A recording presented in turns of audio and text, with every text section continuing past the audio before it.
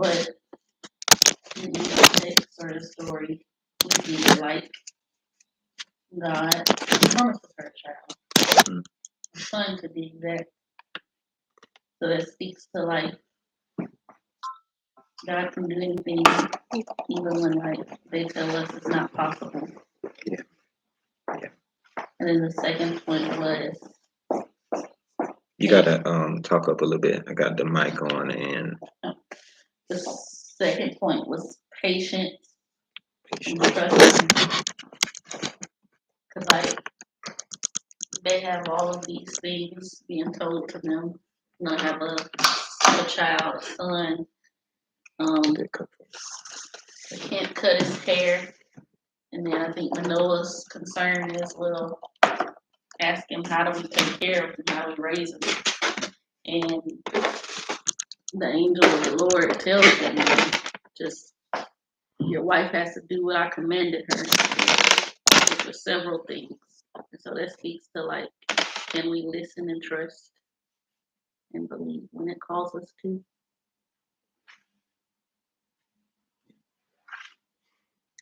Do me a favor. Pull up the book on your laptop so that you can tell me if it like the stream stops or something. All right. Tonight you read Judges chapter 13 for 6 minutes, and you read all of that to tell us that God is still able to keep His promise.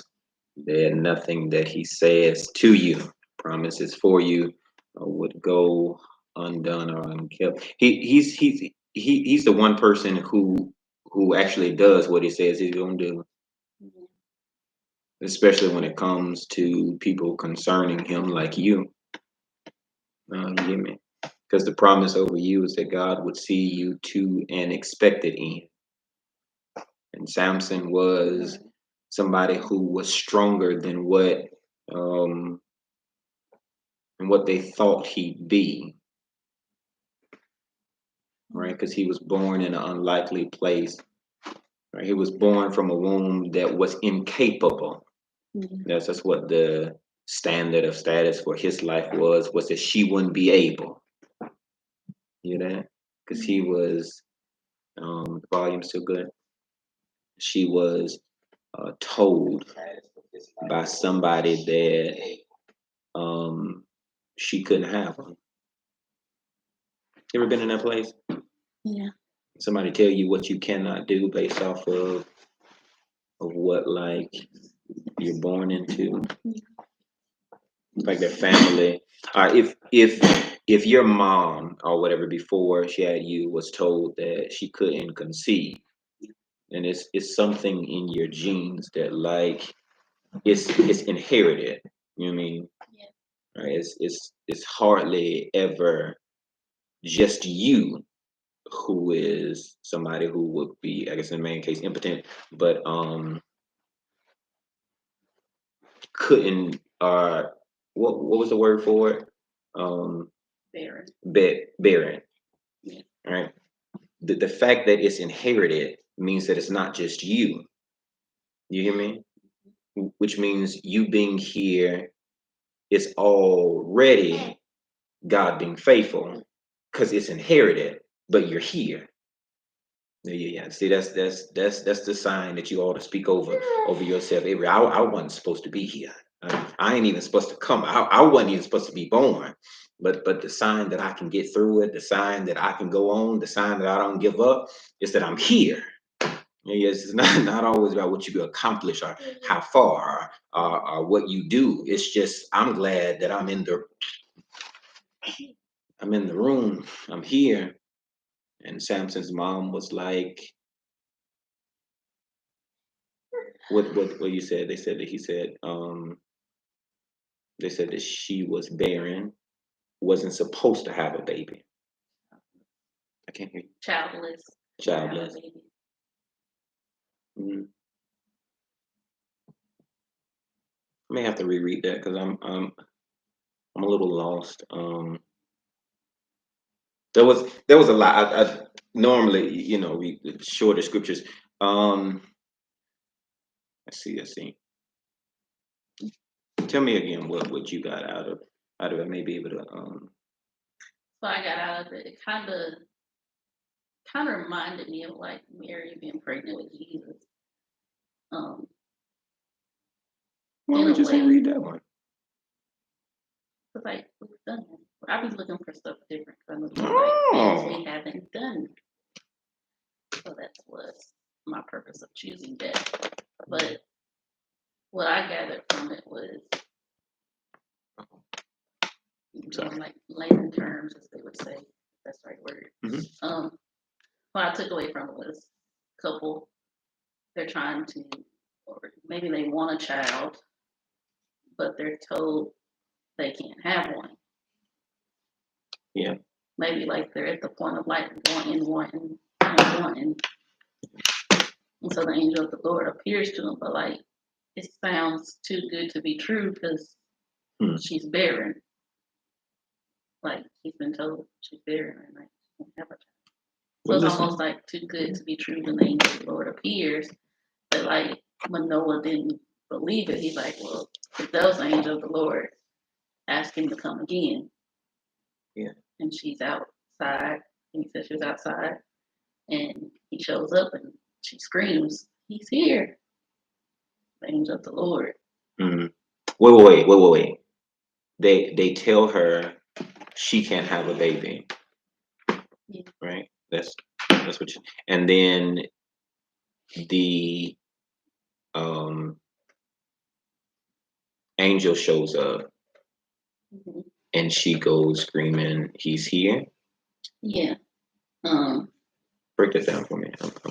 So Manoah prayed after his wife told him what had happened. He looked like an angel of God. Okay. She said she didn't ask him where he came from. He didn't tell me his name, but he said to me, you'll become pregnant and have a son. Okay. Then told her, now then drink no wine or other fermented drink. Do not eat anything unclean, because the boy will be a Nazarite of God from the womb until the day of his death. That's good. Then Manoah prayed to the Lord, pardon your servant, Lord. I beg you to let the man of God you sent to us come again to teach us how to bring up the boy who is to be born. That's good. And then God heard Manoah, and the angel of God came again to the woman when she was out in the field. Okay. I got it. Okay, go. But her husband, Manoah, was not with her. The woman hurried to tell her husband, he's here, the man who appeared to me the other day. Okay. Got that. Okay. Now I'm with you. Now I'm with you. See, that's good. That's good. Phew. I hear you. What you get from that? What do you get from that? Confirmation. Tell you the second one I got from it. Tell me what you get from that. Like confirmation. What's the confirmation? That like you asked, do it. So Manoah was like, let the man of God who sent to us come again to teach us how to bring up the boy who is to be born. Yeah. But then that kind of speaks to his belief too, because he's not questioning his wife, like, is what she said to her true? What the angel of the Lord said to her is true. So what is he questioning? He's asking something else. He's like, okay, we got that angel of the Lord. So he told us we're gonna have this baby. Can you give us further instructions on how to raise the baby? So that speaks like his belief, like he's not doubting the angel, Lord. He wants some more answers.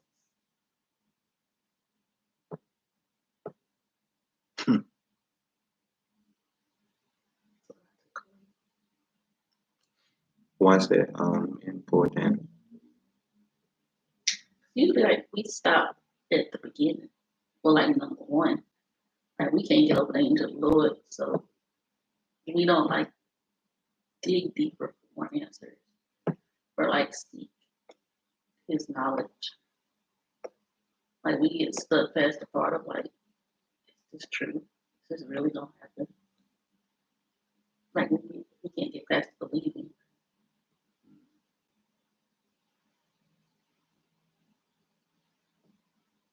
What's this name? So his confidence sticks out. Like, maybe not confidence, but his faith, believing sticks out.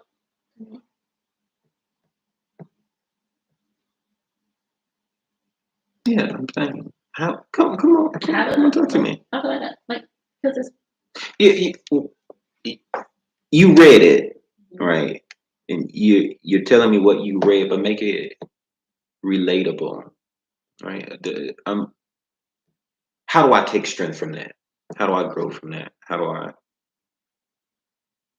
not be unsure, but be certain, even though I didn't see it, I just believe it, like Manoah. Like it said, just be certain that, like, if he says something to you, But he didn't say it to him.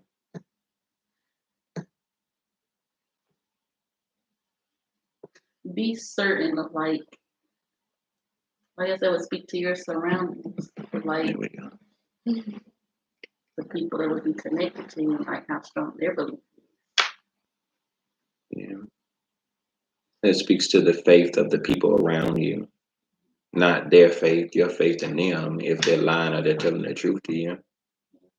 Some people come up with a word from God every day, ain't heard anything from him their entire life. But then too, you also have to speak to, like, if you really believe God. So you ever like heard somebody say something, or like, I don't know, if it came to like one of your sisters, and somebody tells you something that they did this or they said that, well, like, you knowing them, you know exactly, like, I can believe that she would do this. I can believe she would say that because you know her. Yeah. So like that speaks to the belief too, like Manoah, because it's like, okay, I can believe the angel of the Lord because he would do something like this. Or I can believe the Lord, he would send an angel and set something up. If God gave me a promise, then the promise God gave me was for the entire family. Do you believe the word that God gave me for you, or do you believe the word God gave me just because it's a word God gave me? It speaks to your intent to why you believe what you believe.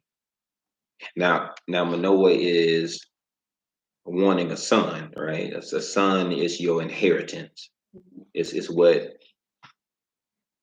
back then it's what measured your wealth. Right? I'm trying to push this thing, but it's not. I have to stop it, the stream, because Brittany wasn't on it. Couldn't tell me. Nobody could see it. Because sometimes, did it stop? Yeah. Sometimes the word God gives you don't even be for you. Sometimes the word God gives you be for people next to you. You hear me? Yeah. That makes sense? Because it's not always just for about you. You're just a messenger. Mm. The word. You know what that speaks to you being a carrier. A carrier. Now the word over her life is that she'll never have a son. She'll never be able to bear it. Right? She's barren, so she can't birth it. The promise that God spoke over every female was that you bear it. That was not the question. The problem was that you'd have pain while you bore it. So this goes against like natural nature. The basic thing of being a wife, she can't do. Not because she was bad, but because it's just restricted because God had other plans. You ever you ever been in that place where it seemed like the basic stuff you should have, God has other plans for you? That's like struggling in a place where you should be secure. Yeah. trusting in a place where you should be unsecure, feeling unsafe, but for some reason, chaos, it seems like it calms you. I'm talking about unnatural stuff becoming natural to you. She makes it up in her mind, I think, a life without it becomes normal. And then God shows up on the scene and he's like, I'm gonna give you a child. You hear me? And she catches the word and says, okay, all right. But my husband's not here to see it or hear it.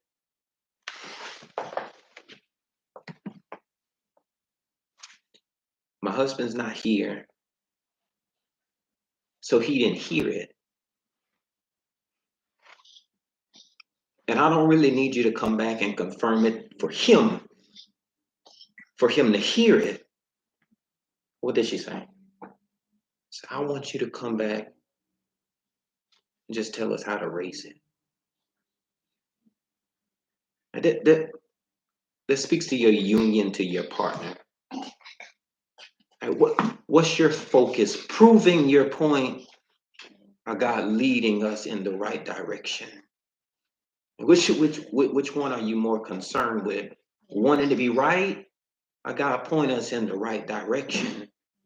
Because if I'm right or wrong at the end of the day, if we're going the wrong direction, then it doesn't really matter. And we got to get over pride and issues and stuff and trying to be this and that and end up leading people right to hell or going there ourselves because we want to be right or be like arrogant or be like prideful. And that comes before the fall. And she says on tonight, I'm not worried about being right or being wrong because I was barren. I wasn't even supposed to have it. And the promise came that I could get it.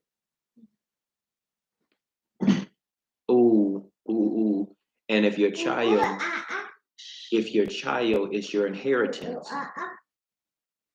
her prayer is, God, thank you for letting us get the money. Can you come back and show us how to spend it? Yeah. If that's God, I thank you for it because I know where it came from. But I've been a bad steward because I've never had this before. You hear me? See, that's good. That's good because she learned what I'm about to birth. I know it has destiny on it because Samson is meant to be the strongest. But he's coming from a weak place because her womb was called to be barren. You understand what I'm saying? God, I've never dealt with this before. And it's strong and it's heavy on me what I'm called to do because I don't know how to deal with it. I don't even know how to birth something this strong. I'm talking about like the vision and the calling, the purpose that God called you to is bigger than you, is heavier than you, is greater than everything that you ever knew.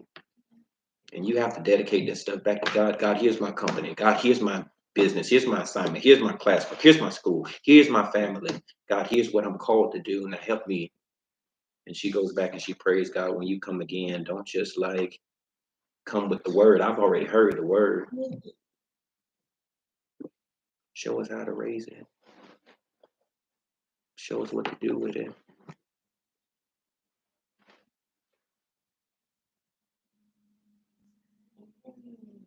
Because I'm unsure and I don't know. And I don't want to be thinking that I'm doing right. The whole time I'm doing wrong. So he gives her instructions and says, this is what I don't want you to do so you won't miscarry. So don't be drinking. Don't be out partying. No, you like to have fun, but maybe like not right now. And she said, I know, but can you teach me how to raise it? Yeah. What do you get from that? Jaden. I'm like, if you aren't doing those things, then like, what are you doing then? It's like, you focus on, or your priority would be on your child. I think he says that twice. when he asked to show us how to raise it. And I think he said it twice. Because Manoah asked the second time, when your words are fulfilled, meaning when the baby's here, when he's born, what is to be the rule that governs the boy's life and work? An angel of the Lord answered and said, your wife must do all that I have told her. She must not eat anything that comes from the grapevine, nor drink any wine or other fermented drink, nor eat anything unclean. She must do everything I have commanded her. Like, why do you think that that's important? That he's like, don't eat this, don't drink that, and she must do this stuff that I told her to do. Like, why is that important for her? I feel like because that's the things that you need to do to raise him. Extreme is experiencing performance problems. Stop, Jaden.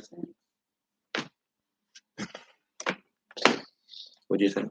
Because that would be like the things that she needs to do in order to raise him. Like if she focuses on drinking from the grapevine, the wine, or the fermented drink, and her attention is gone, she's focused on drinking. Mm. If she eat anything unclean, like, well, that's it's unclean. That means it's not from God.